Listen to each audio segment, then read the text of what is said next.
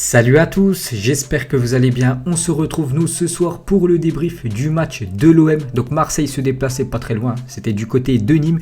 Et belle victoire des Marseillais pour cette reprise de championnat. Donc Marseille est quand même sur 3 victoires d'affilée, donc 2 en championnat et une en Ligue des Champions. Donc bien sûr toutes compétitions confondues. Donc Benedetto buteur, Valère Germain buteur. Donc voilà, tout s'est joué en deuxième mi-temps. Et voilà, pour parler du match, voilà, j'ai regardé les matchs bien évidemment. Et Marseille mérite largement cette victoire. Ils ont même pu marquer encore plus de buts. On peut voir les stats du match. Plus de 68% de possession de balle pour Marseille. 17 tirs au but Marseille. N'oubliez pas que Marseille, avant le match de ce soir, c'est l'équipe en Ligue 1 qui tirait le moins. Donc avec cette stat de 17 tirs, je pense, ils vont grappiller des places.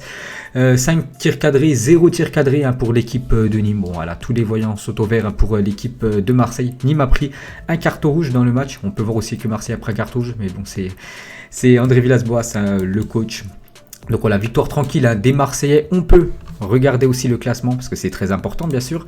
Donc le classement de la Ligue 1, donc Marseille juste derrière le Paris Saint-Germain. Donc Marseille a un match en retard, ça sera contre Lens. Ils l'ont dit tout à l'heure à la télé, je crois que ce sera le 3 janvier qu'ils joueront ce match en retard.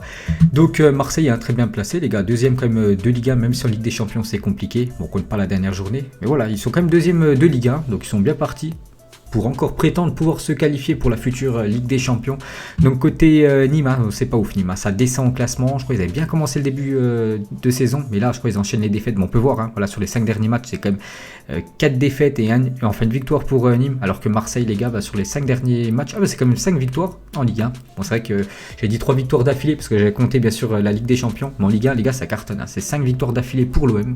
Donc tous les voyants sont au vert pour l'équipe phocéenne. Donc voilà, pour parler du match les gars, voilà, Marseille a mérité largement sa victoire. Donc on va noter les gars, c'est vraiment la partie où j'adore noter les joueurs. Donc là bien sûr on va noter l'équipe de l'OM. Donc c'est parti les gars, on passe avec la compo, avec le beau design que j'ai pris sur le Twitter de Marseille. Donc c'est parti les gars, on commence avec le gardien Mandanda.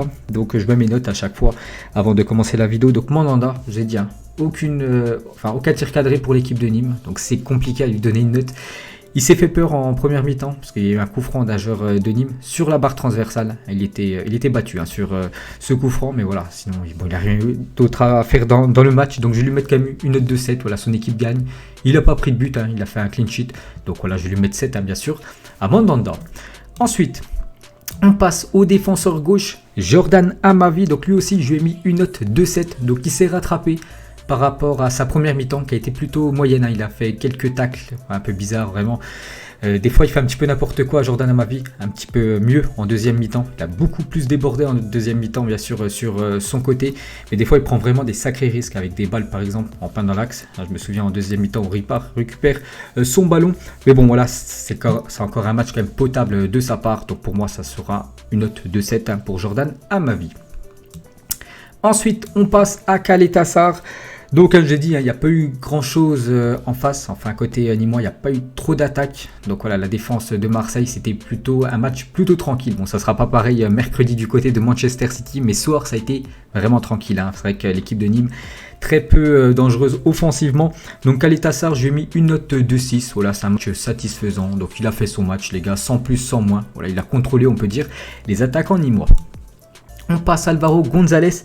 Donc lui les gars, je lui mets un point de plus que Caleta Sarr. Pourquoi? Donc déjà, il a fait son match, bien sûr. Marseille n'a pas pris de but.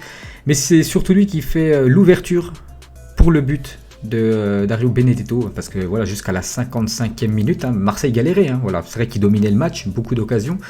Mais ils n'arrivaient pas à marquer. Et c'est lui qui fait la passe D pour Dario Benedetto. Une magnifique transversale. Voilà, il a cassé des lignes, on peut dire. Donc rien que grâce à ça. Donc voilà, je lui monte sa note à 7. Donc beau match de González. Ensuite, on passe à Sakai. Donc pour moi, c'est celui qui a été le plus décevant ce soir, les gars. Sakai, pourtant, c'est vraiment normalement un jeu régulier. Mais ce soir, je l'ai pas trouvé ouf, voilà, Hiroki Sakai. Donc aussi en première mi-temps, il a vécu une première mi-temps compliquée, souvent voilà, avec des tacles. Je me souviens d'un tacle. Je crois que c'est sur le coup franc. Où il fait, le coup franc où ça mène à la barre transversale. C'est lui qui fait la faute. Et même, il a perdu 2-3 ballons très dangereux en début de mi-temps. Heureusement, les gars, que c'était Nîmes en face, c'est notre équipe, ça peut faire mal pour l'équipe de l'OM. Donc pour moi les gars, ça sera une note de 5 pour le japonais. Ensuite on passe milieu de terrain. Donc Camara, pour moi, ça a été le meilleur Marseillais ce soir. Pour moi, c'est l'homme du match. Voilà, Camara. Il a été très très bon. Je ne sais même pas s'il a perdu un ballon ce soir, Camara. Il en a récupéré en tout cas pas mal.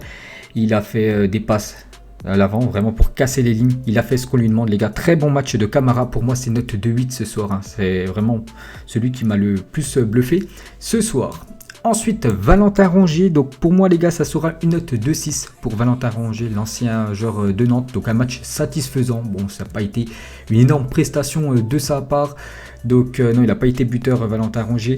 Mais voilà, il a fait son match, les gars. Bon, ça n'a pas été, comme je l'ai dit, un énorme Valentin Rongier. Mais bon, en face, hein, je l'ai dit, hein, c'était moyen quand même le niveau de Nîmes. Donc voilà, 6 pour Rongier. Et Cuisance, le premier à être sorti. Michael Cuisance, donc lui aussi une note de 6, on l'a beaucoup plus vu en première mi-temps, deuxième mi-temps on l'a quasiment pas vu, hein, je crois qu'il est sorti à l'heure de jeu, c'est peut-être pour ça qu'il l'a fait sortir. André Villas-Boas, parce qu'on l'a pas vu en deuxième mi-temps, en première mi-temps il a touché pas mal de ballons, pas mal de combinaisons aussi avec Rongier, voilà, Payet, Benedetto, tout ça, mais voilà, pour moi c'est note de 6 pour Cuisance. Ensuite on va terminer avec l'attaque, on commence avec Dimitri Payet, donc Payet qui a bien commencé, les gars. Il avait commencé très fort avec des belles frappes, hein. Une grosse frappe sur René, le gardien nîmois.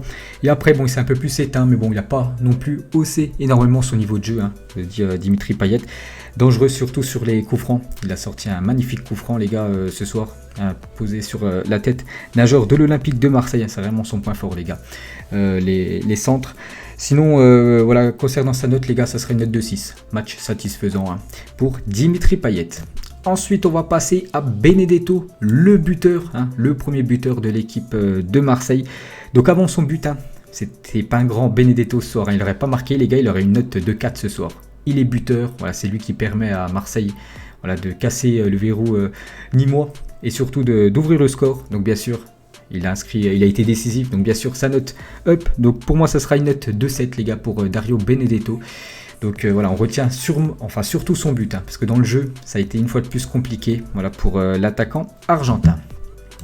Et on va terminer, les gars, avec Morgan Sanson. Donc Sanson aussi, lui, il a mal débuté. On l'a un peu plus vu en deuxième mi-temps, décisif en deuxième mi-temps. C'est lui qui fait la passe D pour Valère Germain, hein, pour le deuxième but. C'est lui qui pose le ballon en plein devant lui. Donc pour moi, les gars, Sanson, ça sera une note de 7 pour sa prestation de ce soir. Donc voilà, les gars, la fin de ce débrief, comme d'habitude, bien sûr. Donc voilà, Marseille, les gars. Tranquille, hein, victoire tranquille ce soir. Prochain match des Marseillais, je vous ai dit, hein, c'est mercredi du côté de Manchester City. Là, ça sera pas la même. Donc, bien sûr, il y aura certainement un débrief. Donc, voilà, les gars, ce que vous pouvez dire ce soir sur la prestation des Phocéens. Donc, moi, je vous laisse. On se retrouve demain, les gars. Demain, il y aura certainement le débrief du Real Madrid à 16h15 contre l'équipe de Séville et le FC Barcelone le soir à 21h. Allez, moi, je vous laisse. Bonne soirée à vous et prenez soin de vous.